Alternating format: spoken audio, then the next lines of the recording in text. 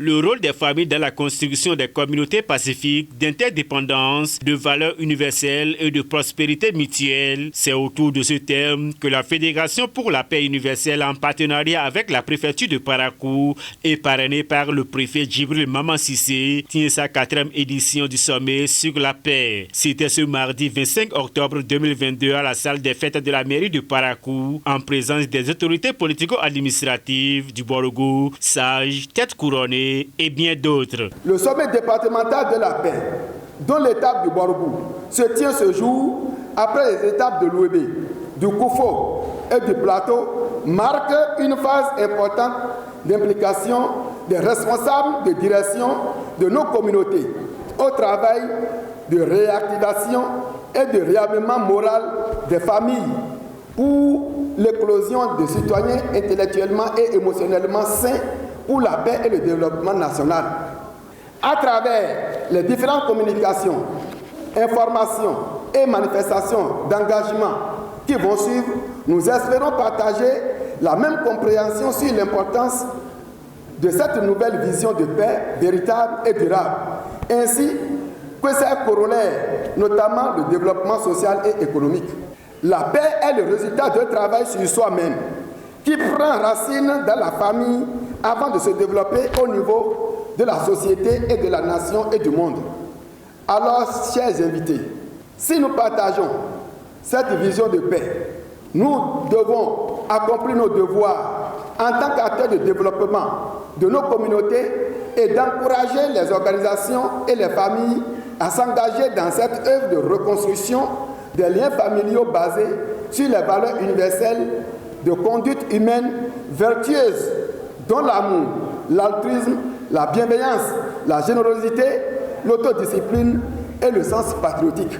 Les autorités municipales et départementales du Borgo se réjouissent du choix porté sur leur ville pour l'accueil de ce sommet sur la paix. Cette initiative de la Fédération pour la paix universelle est inclusive et salutaire, surtout en cette période très sensible où nous sentons davantage la nécessité de la paix. Je suis davantage heureux que c'est notre département qui ait été choisi et mieux encore la ville de Parakou, qui accueille la première étape de la série des sommets départementaux dans la partie septentrionale de notre pays. Je voudrais remercier la vice-présidente de la République du Bénin, Madame Chavita Lata Simé, qui m'a permis de connaître la Fédération pour la paix universelle.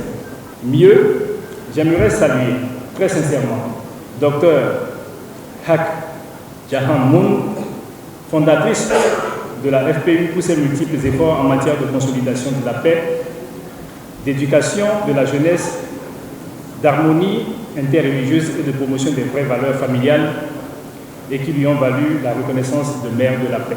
Mesdames et messieurs, elle nous invite tous à devenir des ambassadeurs de paix. En nous référant à la mission d'un ambassadeur de paix, nous devons œuvrer à l'harmonie interreligieuse, interculturelle, internationale et interraciale, et aussi contribuer à harmoniser les dimensions spirituelles et physiques de la vie.